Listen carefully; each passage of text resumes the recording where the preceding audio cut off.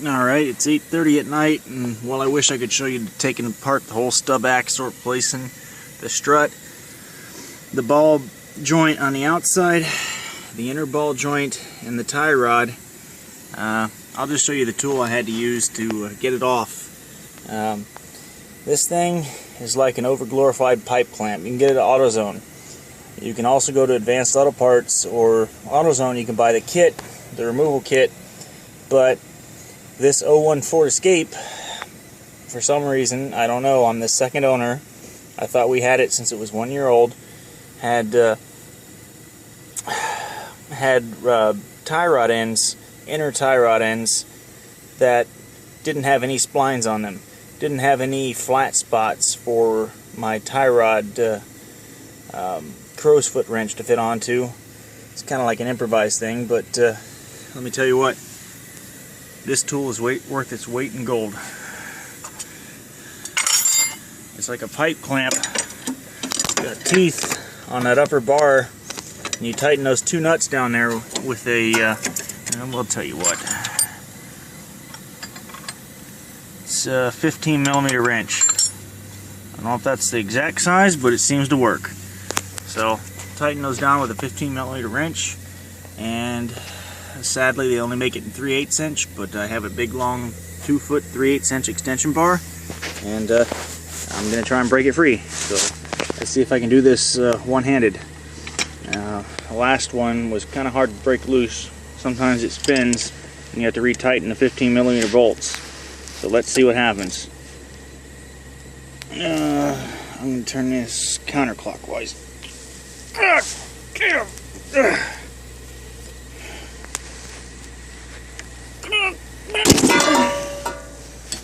Alright, hang on a second. Let me set this phone down.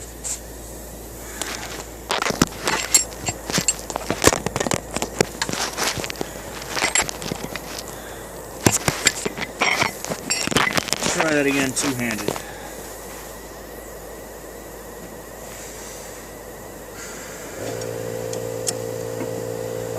Oh look, it broke free. It broke free.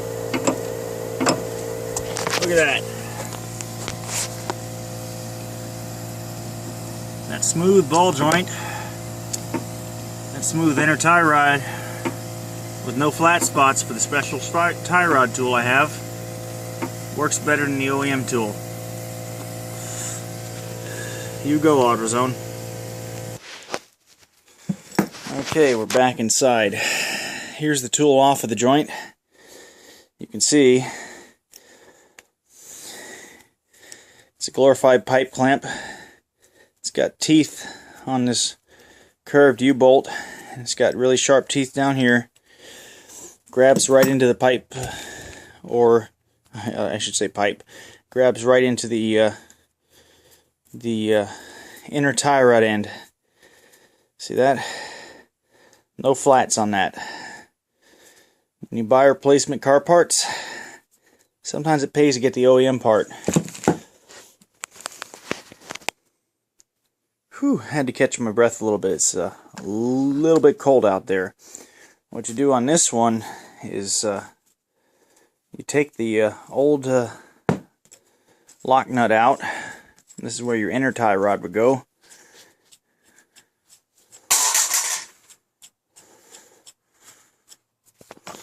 Use two hands.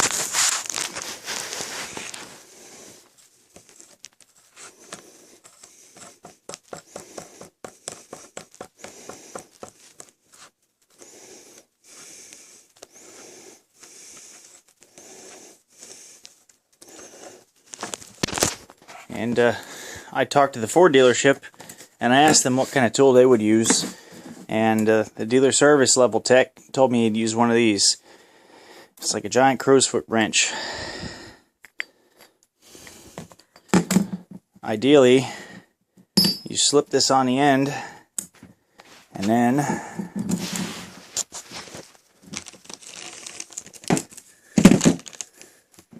you have a sleeve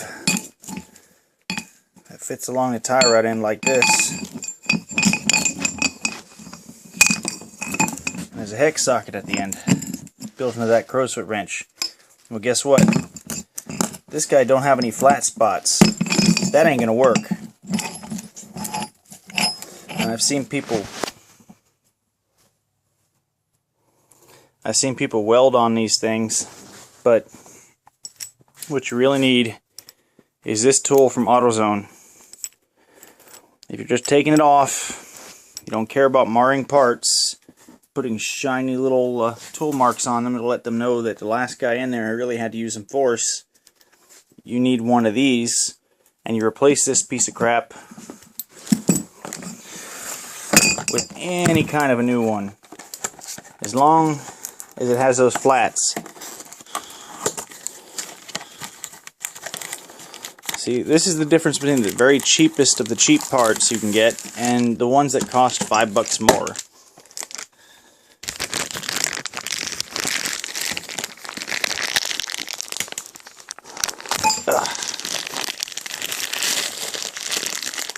See how it's got those flat spots?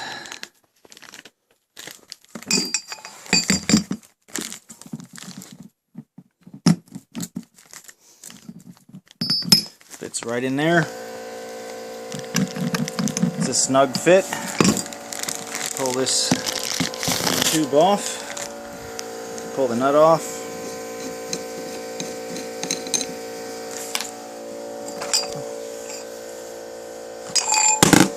And you slide the adapter over the tool. And let me tell you what, doesn't matter how tight that thing is, it could be welded in there. This thing would break it free. Of course, you got to keep it steady when it's on the car, because this crow's foot wrench can fall right off. Otherwise, between these two tools, I think you could definitely work with this. See, it was so hard for them to mill a flat spot on that thing. That would have saved me from trying to take this thing off with a chisel and a hammer, and it would have saved me a trip to the auto parts store. This $20 tool did what the $80 set of these guys wouldn't do. This tool is great for putting in new ones that have the factory specifications, but this one, if you're just going to rip off an old one, you need this, a 15mm wrench, and for whatever reason they decided it has a 3/8 inch drive. I had a 3/8 inch to 1/2 inch just in case I had to use my impact, but I was able to use my my 1/2 inch breaker bar with an adapter and a 3/8 inch extension shaft. Just something to keep in mind before you start welding through bearing races. And if you do have to do that and weld the joint together, I suggest you don't do it using a ground any farther away from the joint than you absolutely have to. What happens is people will weld on engines and they'll clamp it to the engine frame, or they'll clamp it to the frame, and any arcing that happens in between bearings will cause the bearings to flat spot and arc, and then they'll pit, and you'll cause all kinds of problems. So this tool, it's worth every penny. $20. It does a lot of different sizes. If you're going to get one tool, get this one for your inner tie rods.